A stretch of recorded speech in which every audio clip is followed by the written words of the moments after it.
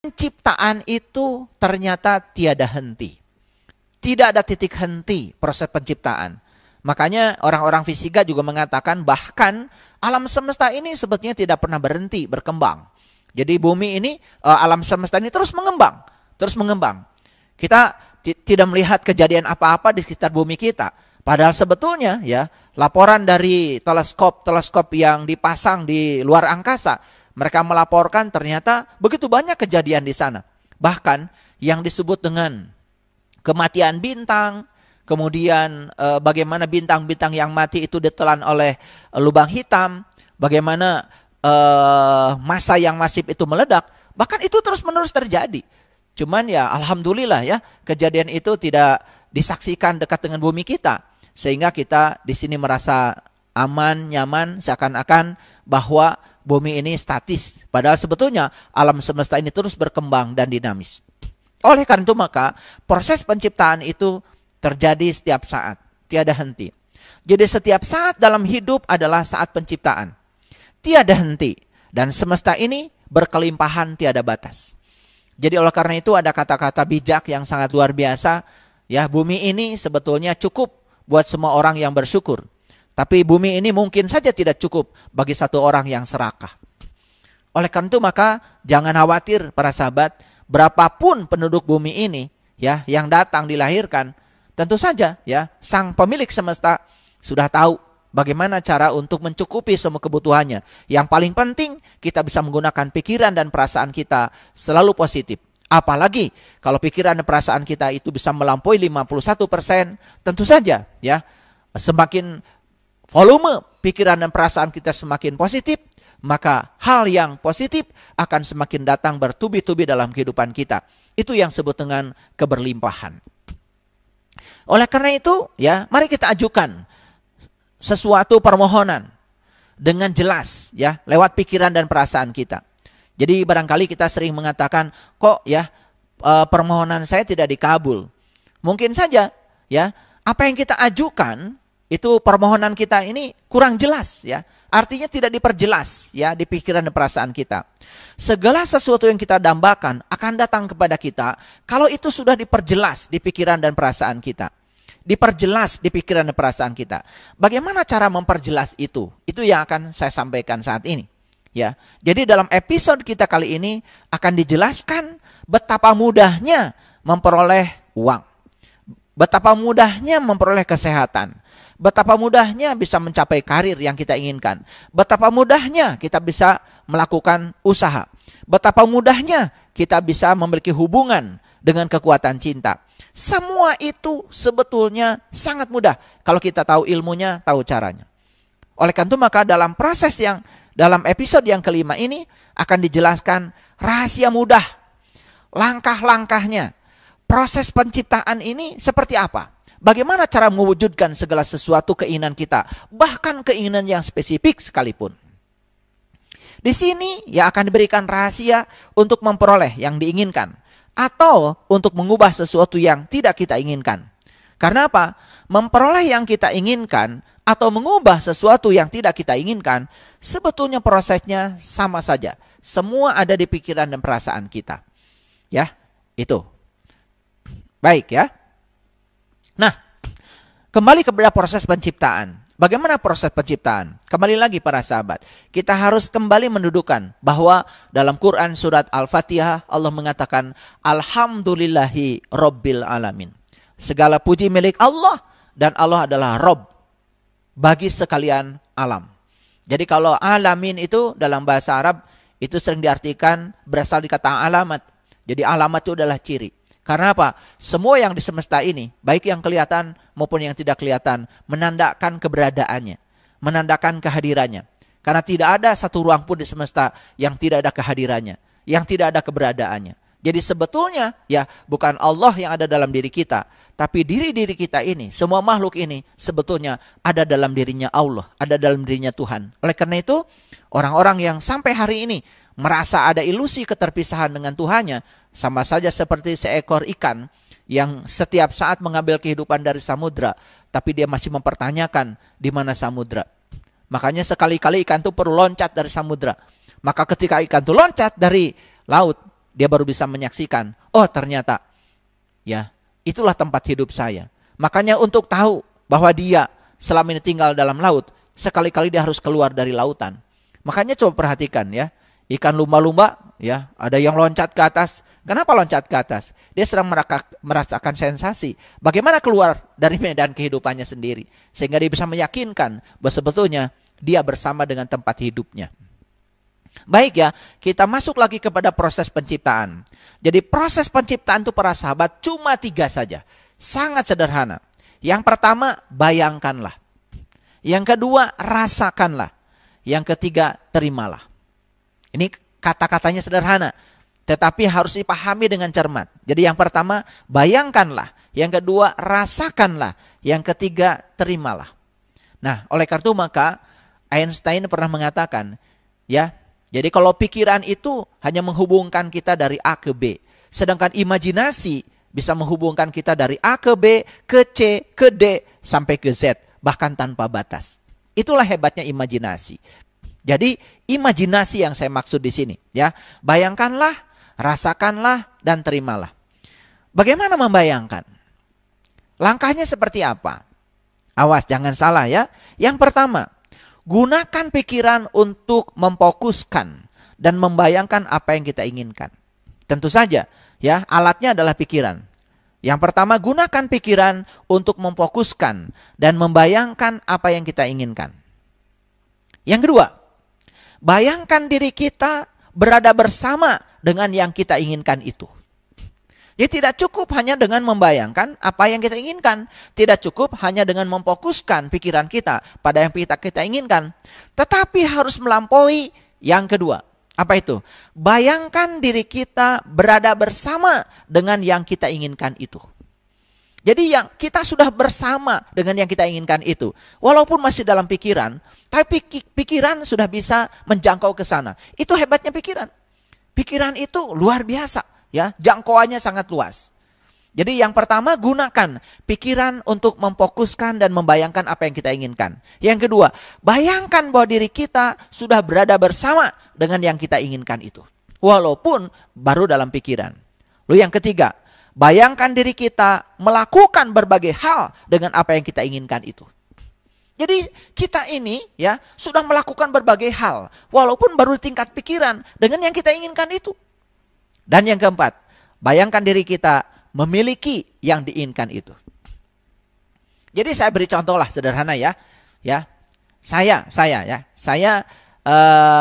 menginginkan sebuah mobil dambaan saya yang saya sangat senangi, ya. Dan itu sudah berkali-kali saya coba. Jadi yang pertama saya menggunakan pikiran tentu saja untuk memfokuskan dan membayangkan mobil mana yang saya inginkan. Ya, nggak usah berpikir uang, ya, karena semesta yang akan menyelesaikan caranya. Nah, kita itu sering berpikir cara. Tugas kita itu yang pertama. Yang kedua, saya membayangkan bahwa diri saya sudah bersama dengan mobil itu. Saya membayangkan bahwa diri saya sudah bersama dengan mobil itu. Lebih dalam lagi, saya membayangkan bahwa saya sudah melakukan berbagai hal dengan mobil itu. Saya berpergian ke sini, ini bukan halusinasi, bukan. Ini imajinasi. Ya, ini bukan halusinasi. Jadi kalau ada orang mengatakan ini halusinasi, itu karena tidak tahu ilmunya. Ya, ini harus dipraktekkan. Ya, saya seakan-akan sudah melakukan berbagai hal dengan mobil yang saya impikan itu. Saya sudah pergi bersama keluarga. Itu nggak apa-apa. Itu imajinasi. Nah, saya perlu kasih tahu ya para sahabat. Coba ya, produk teknologi yang hari ini kita nikmati kan sebenarnya hasil imajinasi. Mungkin 5.000 tahun yang lalu orang mengatakan impossible. Tapi sekarang orang mengatakan I am possible. Jadi impossible itu menjadi I am possible. Itu sebabnya ya, kalau kita berada di tataran ruang dan waktu, kita akan terjebak oleh hukum kausalitas. Sebab akibat. Tapi begitu kita melampaui ruang dan waktu, masuk dalam dimensi kuantum, masuk dalam dimensi energi, apa yang terjadi? Di situ kita akan memasuki yang namanya probability. Artinya, kemungkinan lebih banyak lagi. Itulah hebatnya ya. Dan itu sudah diramalkan oleh fisika kuantum.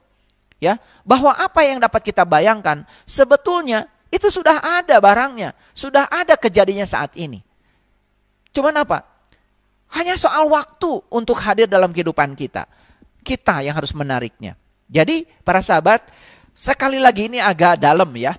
Ini saya ulang-ulang. Yang pertama ya, bagaimana cara membayangkan? Gunakan pikiran untuk memfokuskan dan membayangkan apa yang kita inginkan. Yang kedua, bayangkan diri kita sudah berada bersama dengan yang diinginkan itu, walaupun di tingkat pikiran. Yang ketiga, bayangkan diri kita sudah melakukan berbagai hal dengan yang kita inginkan itu. Dan yang keempat, bayangkan diri kita sudah memiliki yang diinginkan itu. Ini ya, membayangkan. Jadi bukan membayangkan tuh seperti yang selama ini dilakukan banyak orang. Makanya disitulah pentingnya kita harus melek, harus literasi, harus melek ilmu ya. Makanya janganlah jadi orang yang tidak tahu, tapi kita tidak tahu bahwa kita tidak tahu. Lebih bagus jadi orang yang tidak tahu, tapi kita tahu bahwa kita tidak tahu. Maka semesta pasti akan memberitahu. Nah, sekarang bagaimana merasakan? Kan tadi ilmunya, proses penciptaan itu cuma 3. Yang pertama membayangkan, yang kedua merasakan, yang ketiga menerima. Bagaimana cara merasakan? Baik para sahabat, merasakan pun ada prosesnya. Yang pertama ya, pada saat bersamaan dengan membayangkan tadi, pada saat bersamaan nih dengan membayangkan tadi, jadi ini di dimensi pikiran tadi, tapi cuman ini di dimensi perasaan, kita harus merasakan cinta terhadap yang kita bayangkan itu. Kita maksudnya cinta dimaksud apa? Cinta itu kan kekuatan positif. Jadi kita merasakan hal positif ya dengan yang kita bayangkan itu. Itu pada saat bersamaan dengan membayangkan, kita harus merasakan kekuatan positif terhadap apa yang kita bayangkan itu. Jangan ada ketiadaan kekuatan positif. Yang kedua, kita harus membayangkan dan merasakan berada bersama dengan yang kita inginkan itu. Jadi kalau tadi kan langkah kedua dalam membayangkan ya, kita memikirkan seakan-akan kita sudah bersama dengan yang kita inginkan. Nah, di sini kita merasakan seakan-akan sudah bersama dengan yang kita inginkan. Lalu langkah yang ketiga, kita harus membayangkan dan merasakan berbagai hal bersama yang diinginkan itu. Pada langkah membayangkan tadi, langkah yang ketiga, kan kita ya memikirkan seakan-akan kita sudah merasakan berbagai melakukan berbagai hal dengan yang kita inginkan itu. Nah, di sini kita bukan melakukan berbagai hal saja, tetapi merasakan bahwa kita sudah melakukan berbagai hal dengan yang kita inginkan itu. Dan yang keempat, kita harus membayangkan dan merasakan memiliki yang kita inginkan itu. Nah, inilah membayangkan itu dalam dimensi medan listrik di pikiran, sedangkan merasakan dalam dimensi medan magnet itu terjadi dalam perasaan. Makanya begitu koheren antara pikiran dan perasaan, maka disitulah yang namanya realitas akan datang kepada kita. Bahkan ya, realitas akan yang datang kepada kita, yang kita inginkan akan datang bertubi-tubi. Ya, sekali lagi, yang tidak diinginkan pun bisa datang bertubi-tubi kalau kita tidak mampu mengubah pikiran dan perasaan kita. Jadi para sahabat, ya, imajinasi kita menghubungkan kita dengan apa yang kita inginkan. Jadi saat kita berimajinasi, sebetulnya kita sudah terhubung dengan yang kita inginkan itu. Karena imajinasi itu menghubungkan. Sekali lagi, imajinasi itu menghubungkan. Sekali lagi, pahami bahwa pikiran adalah energi, pikiran adalah vibrasi, pikiran adalah frekuensi. Saat kita sedang mengimajinasikan, membayangkan, berarti sebetulnya pikiran sedang memancarkan frekuensi, sedang memancarkan vibrasi. Oleh karena itu maka saat pikiran sedang membayangkan, maka saat itu sebetulnya kita sudah terhubung dengan yang kita inginkan. Nah, keinginan kita dan rasa cinta itu yang menciptakan magnet. Jadi saya sudah mengatakan bahwa diri kita adalah magnet. Di mana sesungguhnya kutub magnet itu? Para sahabat sudah tahu ya, waktu SD belajar yang namanya magnet itu punya 2 kutub. Ya, seperti ini ya, saya gambarkan. Magnet itu punya 2 kutub ya. Jadi kalau ini adalah magnet, sebut aja magnet batang. Jadi banyak sekali di laboratorium bentuk-bentuk magnet. Ada magnet batang, ada magnet uhu, ya, macam-macam bentuk magnet. Ya, yang jelas kalau ini magnet batang, ya, maka dia punya 2 kutub, ini utara, ini selatan. Dan kalau ini dipotong segini, ya, digergaji, dipotong, bahan magnet ini, dia tetap aja. Tidak mungkin magnet itu memiliki utara saja. Pasti ada utaranya, ada selatan. Makanya magnet itu tidak pernah monopol. Tidak pernah monopol, ya. Dia selalu dipol. Dipol itu artinya selalu memiliki dua kutub. Kalau ini dipotong lagi, tidak mungkin utara saja. Dia akan memiliki sama, ya. Utara dan selatan, walaupun ukurannya lebih kecil. Ini dipotong lagi, dia akan memiliki utara dan selatan. Utara dan selatan. Terus dipotong, sampai pada tingkat yang elementer. Itu yang disebut dengan dipol. Makanya dipol magnet dalam fisika itu adalah elemen terkecil magnet. Apa itu? Tiada lain adalah atom. Makanya dalam atom itu ada inti atom, ada elektron yang bergerak mengelilingi inti. Dan ketika elektron bergerak mengelilingi inti, dia seperti arus listrik. Makanya dalam fisika itu yang namanya dipol magnet, rumusnya M, itu tiada lain adalah berapa besarnya arus, berapa besarnya luas. Jadi ketika arus listrik dikalikan luas yang dikelilinginya, itu yang disebut dengan dipol magnet. Nah itulah yang disebut dengan magnet elementer. Maka magnet tidak pernah monopol, selalu dipol. Nah, jadi kalau magnet aja dipol, ada utara selatannya. Kalau tubuh kita magnet, di mana sebetulnya kekuatan magnet tubuh kita? Satu di pikiran, itu utaranya. Satu di perasaan, itu adalah selatannya. Jadi kalau pikiran dan perasaan ini, itu adalah bagian yang paling kuat. Maka oleh karena itu maka pikiran dan perasaan berpadu, itu yang menjadi sifat magnetis. Maka diri kita ini adalah magnet. Kalau diri kita magnet, kan diri kita bisa menarik semua ya hal yang di sekitar magnet kita. Terserah kita mau menarik apa. Mau menarik yang positif atau mau menarik negatif, semua urusan ada pada kita. Jadi dari sini bisa paham ya para sahabat. Ya ini saya jelaskan aspek sainsnya supaya semuanya mengerti. Baik ya. Jadi keinginan kita dan rasa cinta itu menciptakan magnet. Sekali lagi, yang saya maksud dengan rasa cinta itu adalah kekuatan positif, bukan rasa perasaan, ya. Gitu. Makanya manusia itu cuma dua. Ada yang kehadiran cinta, ada yang tidak kehadiran cinta. Makanya begitu kita sadar bahwa diri kita punya cinta, itu kekuatan positif. Tugas berikutnya adalah menggunakan kekuatan positif itu. Nah, menggunakan kekuatan positif namanya mencintai. Jadi banyak orang yang punya cinta. Dia punya kekuatan positif, tapi dia tidak mampu menggunakan kekuatan positif itu. Ya, makanya dia punya cinta tetapi tidak bisa mencintai. Nah, keinginan kita dan rasa cinta menciptakan magnet. Jadi mengerti ya, keinginan berasal dari pikiran, rasa berasal dari perasaan, dan itu akan membentuk kutub-kutub magnet. Makanya kalau digambarkan medan magnetnya seperti ini para sahabat. Jadi bagian yang ini itu, jadi magnet itu ya punya yang disebut dengan garis gaya magnet. Ya seperti ini. Keluar dari utara masuk ke selatan. Ini juga sama. Keluar dari utara masuk ke selatan. Nah, bagian yang sini terus begitu ya. Gitu. Ini juga sama. Nah, perhatikan ya. Bagian yang sini, ini kalau digambarkan semuanya, ini kan bagian yang paling rapat. Bagian yang paling rapat. Bagian yang paling rapat. Tapi bagian sini renggang. Itu artinya bagian sini kekuatan magnetnya kuat. Bagian sini kekuatan magnetnya kuat. Dan ternyata bumi kita pun sebetulnya dipol. Karena bumi ini punya kutub utara magnet, punya kutub selatan magnet. Bayangkan ya, bumi saja magnet. Jadi sebetulnya semua yang di alam ini bersifat magnet para sahabat. Cuman kita tidak pernah menyadari. Kalau tubuh kita ini istrinya cuma dua. Tubuh kita isinya cuma dua. Satu listrik, dua kimia. Makanya kalau sistem kelistrikan dan kimiawi tubuh kita bagus, maka tubuh ini akan memproduksi hormon-hormon yang menyehatkan. Tubuh kita menjadi sangat sehat, tidak mudah sakit. Sebaliknya ya, kalau sistem kelistrikan, sistem kimiawi dalam tubuh kita itu kurang bagus, itu yang menyebabkan tubuh kita sangat rentan terhadap penyakit. Ya, jadi disinilah pentingnya peran diri kita dalam proses penciptaan.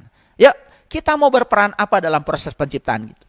Ulangi ya, proses penciptaan cuma 3. Membayangkan, merasakan, kemudian menerima. Nah, kuncinya di mana? Kuncinya di membayangkan, tadi ada 4 langkah, di merasakan ada 4 langkah. Ulang-ulang para sahabat, sampai para sahabat mengerti ini. Lalu dipraktekkan. Laporkan pada saya. Luar biasa ya hasilnya. Baik. Nah, jadi yang tadi baru 2 langkah ya. Yang pertama membayangkan, yang kedua adalah merasakan. Nah, bagaimana langkah untuk menerima? Awas ya, menerima tuh bukan begini, bukan begitu ya. Ini ada ilmunya. Yang pertama, langkah yang pertama. Kekuatan cinta atau kekuatan positif akan bekerja lewat kekuatan alam. Jangan lupa ya, kekuatan positifnya akan bekerja lewat kekuatan alam. Jadi alam ini ya tidak diam. Dia punya kekuatan.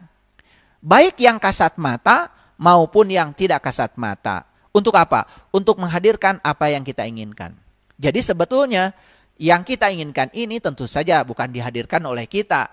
Dihadirkan oleh kekuatan alam. Nah sekarang bagaimana kekuatan cinta kita itu bisa ya menggerakkan agar kekuatan alam bekerja untuk menghadirkan yang kita inginkan. Itu langkah yang pertama. Yang kedua, pahami kekuatan alam akan menggunakan berbagai keadaan, kejadian, orang untuk menghadirkan apa yang kita inginkan.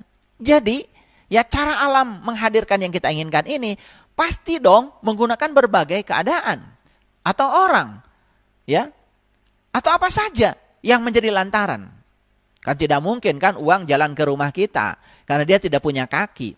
Pasti datang ke rumah kita itu ya lewat kita berhubungan dengan orang, mungkin saja ada hubungan bisnis, ada hubungan apa, ada hubungan kasih sayang, sehingga orang bisa memberikan uang. Kan uang itu datang kepada kita dibawa oleh orang, tapi orang ini digerakkan siapa?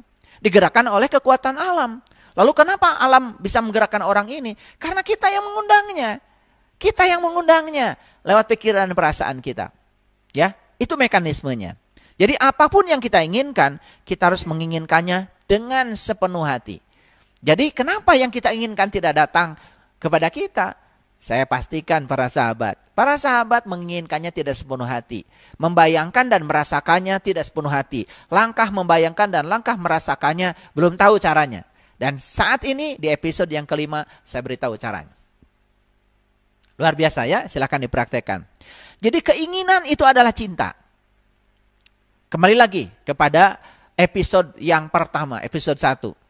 Adakah teknologi ini kalau tidak ada cinta? Tidak ada bukan? Karena apa? Para ilmuwan melakukan penelitian, ya. Penelitian tentang optik, penelitian tentang listrik, tentang magnet, tentang gelombang, tentang termodinamika. Kan semua itu karena ada keinginan. Keinginan untuk mendapatkan sesuatu, rahasia alam, yang ketika rahasia itu diciptakan dalam teknologi, membuat kehidupan manusia menjadi mudah. Coba bayangkan para sahabat, apakah video ini bisa dinikmati oleh para sahabat kalau tidak ada kamera?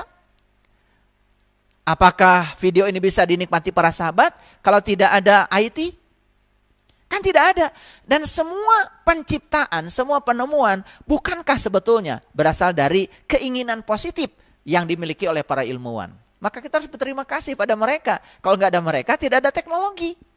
Jangan menganggap mereka ini ya cuma-cuma. Karena penemuan itu sambung menyambung para sahabat. Dan tidak ada satu penemuan yang berdiri sendiri. Ya, semua penemuan itu bersambung menyambung. Makanya kalau dalam riset selalu ada yang disebut dengan rekomendasi atau saran. Jadi riset ini bisa dilanjutkan untuk kondisi yang berbeda. Itu kan biasanya seorang peneliti ngasih saran di akhir kesimpulannya. Dan saran itu untuk ditindaklanjuti oleh peneliti berikutnya. Karena apa? Keterbatasan waktu. Ya, karena apa? Kan tidak ada orang yang abadi. Tetapi ilmu pengetahuan abadi. Sambung menyambung. Itulah luar biasanya. Makanya tidak ada satu barang pun yang saat ini dinikmati oleh kita, hasil kita sendiri, bukan? Bahkan kita tidak pernah memakan beras hasil tanaman kita. Mungkin, ya. Karena apa? Beras yang kita makan hari ini kan hasil tanaman orang lain. Betul nggak? Tidak ada orang makan beras, sekalipun petani. Petani tidak ada yang kemudian menunggu untuk makan nasi 3 bulan sampai beras yang ditanam oleh dirinya itu jadi. Kan tidak ya. Jadi saat petani itu nanam padi, dia juga harus makan, bukan? Dan bisa jadi yang dia makan bukan beras hasil tanamannya, hasil orang lain. Jadi sebetulnya dalam hidup ini kita sangat banyak utang budi, bukan, kepada banyak orang. Jadi kalau kita sadar bahwa kita banyak utang budi kepada banyak orang, mana mungkin kita melakukan keburukan dalam hidup. Baju yang saya pakai ini, entah berapa ribu orang yang terlibat. Siapa yang nanam kapasnya saya juga nggak tahu. Siapa yang memanjat sehingga kapas itu bisa dipanen saya juga tidak tahu. Siapa yang memintal menjadi benang, saya tidak tahu. Siapa yang memintal menjadi kain, saya juga tidak tahu. Ya, saya tahunya yang menjahit ya saya tahu. Setelah jahit kain, yang menjahitnya saya tahu. Cuma satu aja, tukang jahitnya saya tahu. Tapi siapa yang bikin kancing, saya juga tidak tahu. Siapa yang bikin pewarna ini, saya juga tidak tahu. Jadi kalau saya pakai baju ini dengan kesadaran, para sahabat, betapa banyak di satu barang yang saya pakai saja, ribuan bahkan jutaan orang terlibat. Jadi sebenarnya kita tuh punya banyak utang budi. Spidol ini bukan buatan saya. Mic yang saya pakai bukan buatan saya. Dan mic ini tercipta dari berbagai elemen. Setiap elemen ada penciptanya. Bayangkan, ada kabelnya, siapa yang menciptakan kabel? Siapa yang menemukan konduktor? Aduh, kalau kita berpikir seperti itu ya, kita ini hidup jadi malu ya. Kita sudah berkarya apa dalam kehidupan ini? Makanya aneh ya. Makanya orang-orang yang dangkal pengetahuannya, cuma bisa menyalahkan, cuma bisa menghujat, menebarkan kebencian. Sebetulnya orang yang semacam itu sederhana ya. Karena dalam dirinya tidak punya cinta, tidak ada kekuatan positif. Ya, tidak ada cahaya dalam dirinya. Yang ada cuma kegelapan. Ya, makanya ada cinta atau tidak ketiadaan cinta. Itu aja ya, para sahabat. Nah, dalam menerima ini, jadi yang pertama, kekuatan cinta akan bekerja lewat kekuatan alam. Baik yang kasat mata atau yang tidak kasat mata. Untuk menghadirkan apa yang kita inginkan. Yang kedua, kekuatan alam akan menggunakan berbagai keadaan, kejadian atau orang untuk menghadirkan apa yang kita inginkan. Yang ketiga, apapun yang kita inginkan, kita harus menginginkannya sepenuh hati. Bagaimana kita membayangkannya? Bagaimana kita merasakannya? Yang keempat, keinginan adalah cinta. Bila keinginan tidak meletup-letup, atau keinginannya itu biasa-biasa saja, tidak meletup-letup di dalam diri kita nih, maka kita tidak akan memiliki kekuatan yang cukup untuk menuai kekuatan cinta itu. Artinya, keinginan itu harus meletup-letup ya. Harus meletup-letup, harus kuat di sini. Makanya, kenapa ya? Di dalam bahasa Arab ada yang namanya tekad, yang disebut dengan malak, milik, yang kemudian sering disebut malaikat. Ya, itu kan sebenarnya tekad. Jadi keinginan yang meletup-letup itu, keinginan yang meletup-letup, keinginan yang sungguh-sungguh, ya, kita menginginkannya. Makanya kalau kita keinginannya biasa-biasa saja, itulah yang membuat magnet kita tidak cukup untuk menarik yang kita inginkan. Ya, kita harus mendambakan apa yang diinginkan itu, ya, dengan sepenuh hati. Karena keinginan adalah perasaan cinta. Ingat ya, keinginan itu tidak buruk. Karena keinginan untuk mendapatkan sesuatu yang positif. Misalkan kita ingin uang kita banyak. Agar kita bisa berbagi, bisa menolong banyak orang, bisa menyelamatkan banyak orang, bisa menyekolahkan banyak orang yang putus sekolah. Keinginan itu kekuatan cinta para sahabat. Ya, keinginan itu kekuatan cinta. Ya, jangan terjebak oleh kata-kata. Ya, perhatikan substansi yang saya sampaikan. Dan kita harus memberikan cinta untuk menerima apa yang kita sukai. Jadi ya, saya sudah sampaikan ya, bagaimana rasa kita terhadap uang, bagaimana rasa kita terhadap hubungan, bagaimana rasa kita terhadap kesehatan. Rasa kita terhadap semua itu menentukan. Kalau rasa kita negatif, misalnya sederhana saja, ketika diajak sama saya, minggu depan kita ke Bali yuk.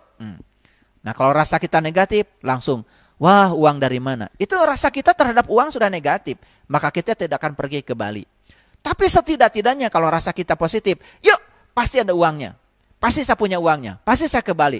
Kalau rasanya positif terhadap uang, uang juga akan datang.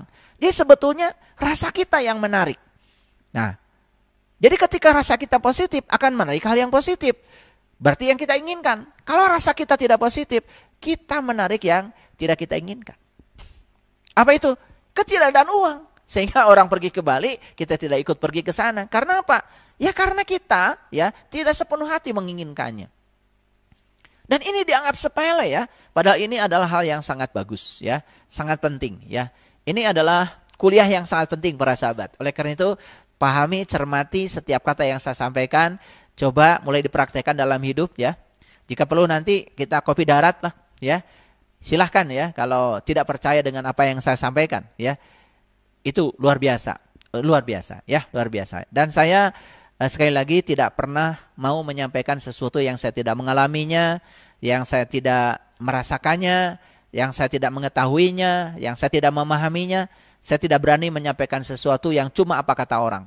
Yang saya sampaikan ini adalah apa kata saya sudah teralami oleh saya sendiri dan sekarang saya bagikan. Ya, semoga ini bisa menginspirasi para sahabat semuanya.